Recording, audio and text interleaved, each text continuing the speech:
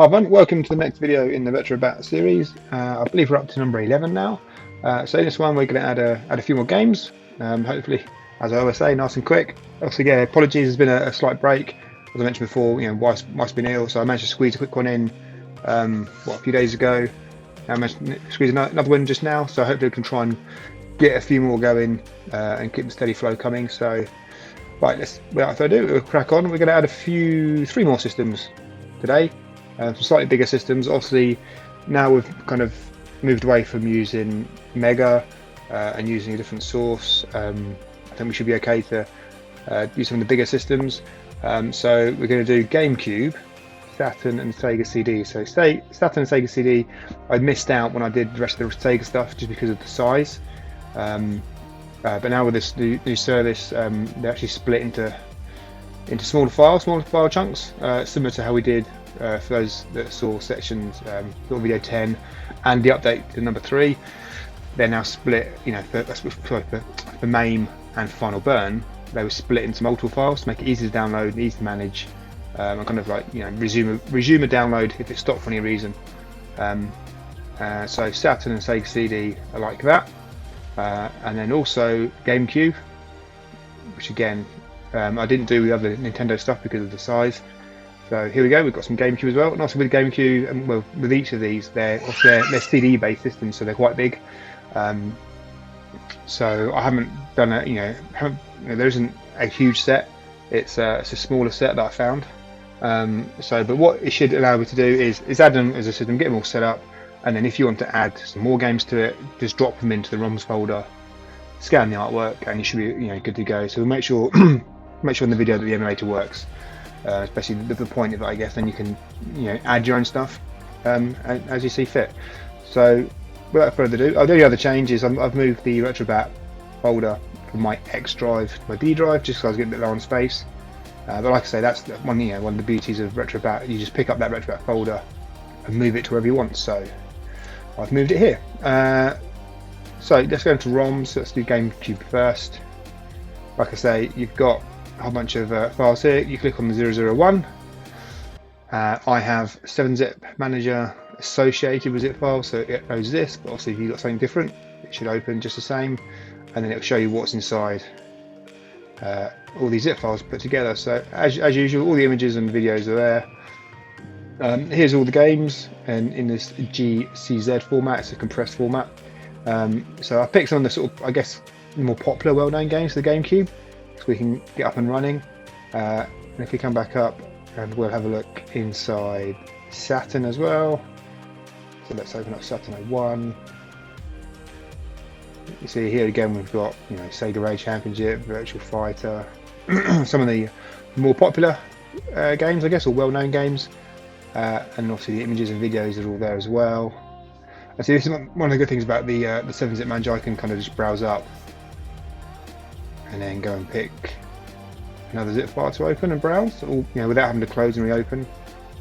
And here's SegaCD, again, things like Road Rash and Sonic CD, Earthworm Jim, Echo the Dolphin. But just to show that sort of, if you do it the old-fashioned way, open up 001, and there we go. So yeah, same thing as we did before. So SegaCD, for example, I've actually got these already copied on there because they're quite big. I want to try and keep the video as short as possible. So again, you would just pick up all this stuff, left click, drag and drop. But like I say, I've got everything already on there. For all three of these zip files, it's the same as what we use for MAME and Final Burn. So it's just build, capital B, and an exclamation mark on the end. It's going to strap then overwrite, but for also because they're already there, it's going to prompt to overwrite or not. And to be honest, it should be fairly quick, whichever option I choose. So there you go. Same name. Do you want to overwrite? I'd just say skip for now, it'll be quicker. But basically, that's what you do, and then also repeat the process for Saturn and for GameCube. Like I say, I've already got them in here, so I'm not going to do them again. Here's all the Saturn stuff. That should look once you've copied it across, and then same for GameCube. There we go, there's GameCube, all there, already copied and ready to go. So all we do is come back up to the top of our RetroBat folder, double click the exe, and away we go.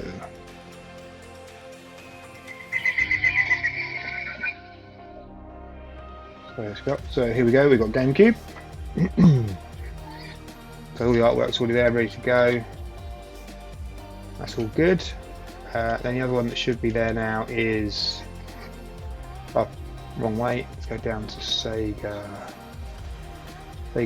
I think depends on where in the world you are. It's either SegaCD or MegaCD. This theme shows the SegaCD. And there we go. There's the games there, all the artwork. Obviously, if you pause for a second, you get the video. Lovely. And then the last one was Saturn.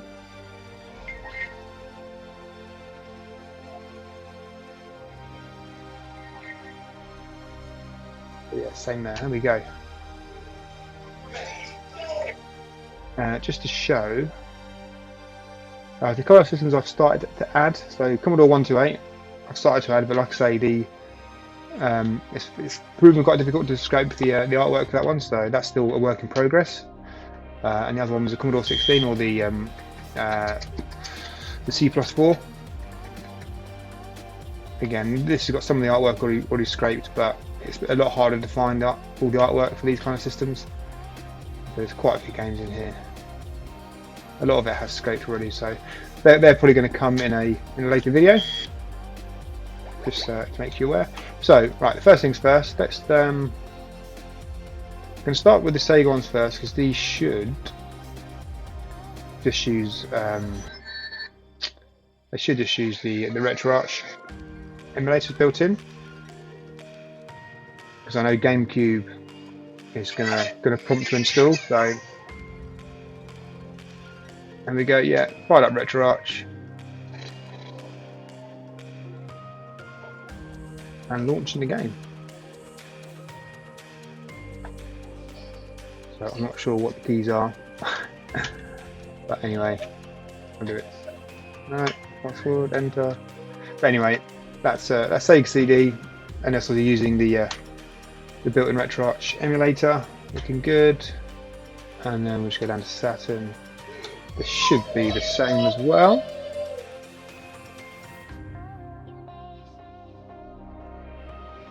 So we'll just come up now.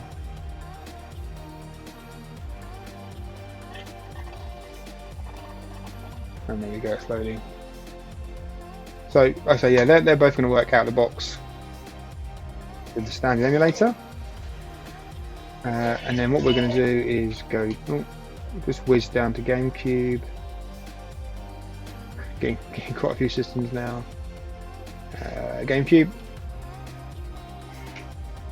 So I'm pretty sure by default this will try and use the Dolphin Emulator rather than, even though there's a Dolphin core available for RetroArch, I think it's going to prompt me to, yeah, so there we go. So it's going to try and use the Dolphin Emulator. It's not installed, so another handy feature of RetroBat is going to just prompt me to install it. It's going to go off and grab the latest version automatically. And now install it.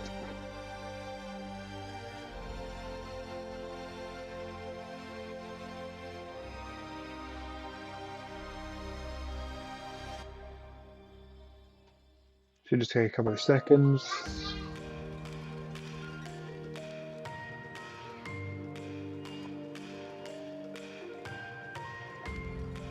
So it's doing something. I can hear the PC disk chuntering away.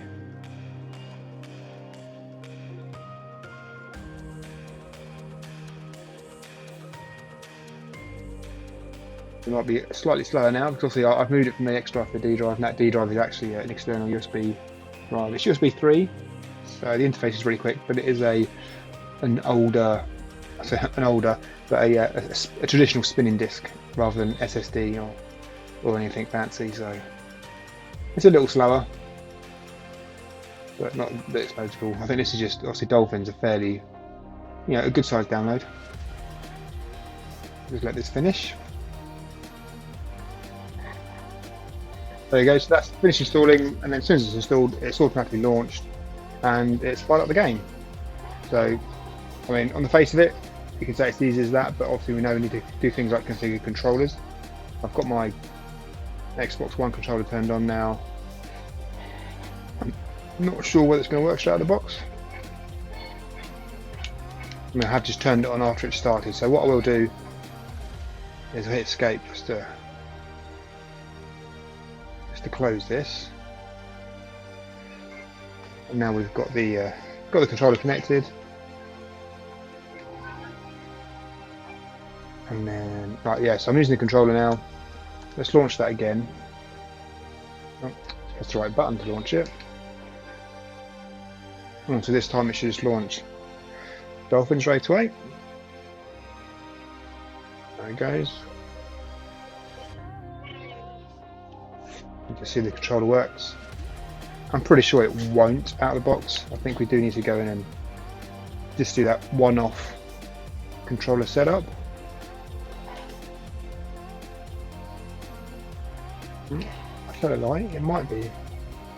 Yeah, so out of the box the Xbox controller is working. Also going to prompt me to create a memory card. And there we go, that's working great.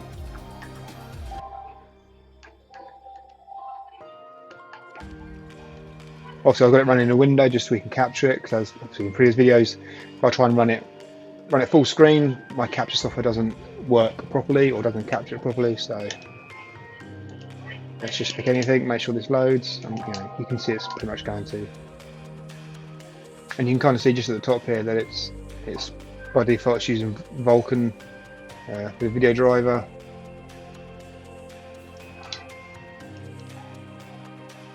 So I'm getting a little bit of the frames per second are dropping a little bit, but that's because I'm doing the recording as well, which takes a bit of power. Oh, I'm going to go backwards.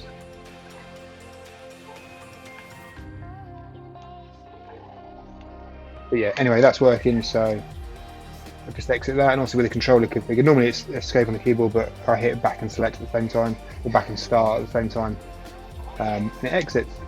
Oh, right, wrong button. I'll launch it again. So what we'll quickly do, obviously that's working out of the box. I've got an Xbox One controller. I'd imagine it works out of the box with most standard controllers, should we say. But if you have a controller that's not working for some reason, or the buttons aren't quite right, the way to set this up is to come back to the main menu. Actually no, sorry, it's not in there. It's to actually go around on the wheel to the RetroBat entry, which is here. And then also, like I say, this is all the different emulators you can actually pick and download, or if it's one you've already got downloaded, like we have now for Dolphin. If I can find it. Obviously in this view it looks a little bit different. Let's just try and find.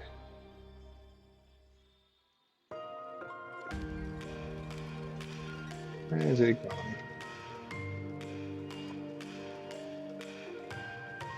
There you go, Dolphin. So there's two versions. There's the Triforce one, which is these are kind of like sort of Nintendo-based arcade games that use this slightly variation of the emulator. So things like the Mario Kart DX, I think it is. But for everything else, for GameCube and Wii, etc., standard Dolphin. So you just launch this, and then what this should do is launch the emulator without a game loaded. So there we go. It's loaded the game here. Sorry, the emulator here. It's listed the games that it knows about. So this is where you can basically go in and tweak the settings. So I can come in here and I can change various bits and pieces. You probably shouldn't need to muck about with this too much. I'm trying to think of anything in here you'd want to change. Pretty sure there's not. Everything's kind of handled through RetroBat. Obviously the graphics you can then come and change. Like I say, mine default to Vulkan, which generally should be the best one. But obviously, it depends on your graphics card. I've got an old graphics card in here, but it still works fine. Obviously you can change it in here to OpenGL or DirectX 3D. So if you're not getting sort of best performance, it might be worth having a little play in here, changing some of the settings, turning VSync off is normally quite a good way of getting a bit of speed up. And obviously starting full screen, I've got that off at the moment because obviously recording it for you guys. And there's a whole bunch of enhancement hacks in here you can turn on. So, but generally wouldn't worry too much. The main thing is controllers. So like I say, mine out of the box worked. So this is how I've got it. Standard controller in port 1. You've got other options here about so if you've got some other different types of controllers, I don't tend to play that too much. Just leave it on standard controller. And then for the Wii side of things, you can have an emulated Wii controller or a real Wiimote. So it depends what what you're using. But that's obviously for Wii, that's separate. But for GameCube, and here's what you got the controller. So my Xbox controller is picked up as an X input device. Depends what yours comes up as. But then in here you can then reconfigure it and sort of remap the buttons. You can see here on the sticks, mine's working here, and then the other stick working great. And then obviously pull in left trigger, pull in right trigger, I can see it working. Yeah, that's pretty much where you would configure a controller. So you'd pick your device off the list here. I mean, mine works under X input. Also, it does actually list the Xbox controller there. Not quite sure what that one, whether that's a standard. I think SDL is a different type of sort of interface, but I would suggest that X input should work the best. And then you can, if your buttons, like I say, buttons aren't working, or you need to remap, you basically come here. Okay, so for A button, I'll click, and then I'll click my A button on my controller, and then for the B button, I'll click here, and then B button on the controller. Start button is start. Things like this. So then the left, what we got? So left bumper, right bumper, left trigger, right trigger, which I think that was actually wrong before. So left and right trigger, and then bumper is now flicking up as well. So once you're done, you pretty much just sort of close this out, click close, and now you're all done. Once you're happy in there, and then close the controller. So go back, and now that's configured. So next time you launch a GameCube game, your controller should be good to go. So I mean, that's the kind of general approach for all other emulators. I mean, the majority, like I say, pretty much everything we've added so far uses RetroArch, and that's all kind of pre-configured. You just need to basically launch it and go. But now also we're getting sort of, I say the top end, but the more modern systems like GameCube, etc., that use a standalone emulator or separate emulator.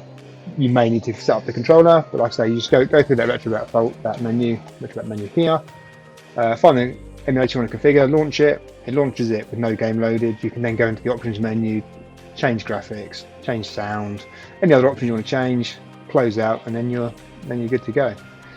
So yeah, that's it for the video. That's those all added.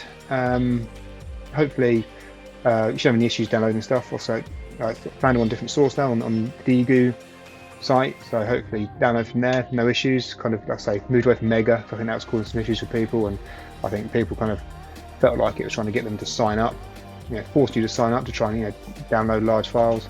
Hopefully now we should be good, but yeah, any feedback, let us know. Obviously, I think it's quite a few people watching the videos now, which is good, but I think the majority still aren't subscribed, so if you could subscribe, that would really help me. That'd be great, thank you. I'm up to 700 and something now. I've got that 1,000 target coming up soon, so that'd be really good if people subscribe. Obviously, please like the video, please comment. Either way, good or bad, just give some feedback. And as before, and in the description, I've got a Facebook group to go with this. I've also got a Discord server that people can chat on. I guess some people prefer Discord. I guess a bit more private than Facebook. But yeah, I guess just out of interest as well, why, if anyone is listening still at this point in the video, but there's quite a few people that have joined Discord now, a lot more than have joined Facebook. Doesn't seem to be much chat, so I don't know if people just joined it just to kind of, out of interest, or just in case there's something shared on there. But yeah, I mean, obviously, don't be shy.